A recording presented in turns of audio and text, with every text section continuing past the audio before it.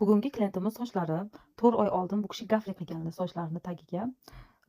Bir narsani aytib o'taman, gafrilari bu kishiniki неправильно qilingan, chunki bu kishining sochlari kalta. Kalta sochga совсем ko'p gafri urib yuborgan 6 oylik turadigan. Bu kishiga kamroq qilish kerak edi, lekin bunga ko'p urgan.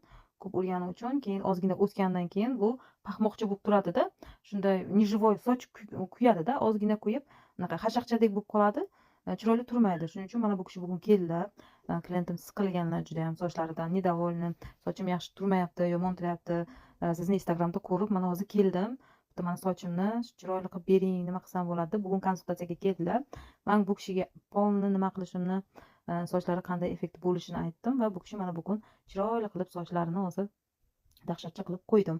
Ko'ringlar, gafrisi polni ketkazib, sochlarni mягкий, muloyim qilib, shunday yumshoq bo'ladi-da, живой bo'ladi soch.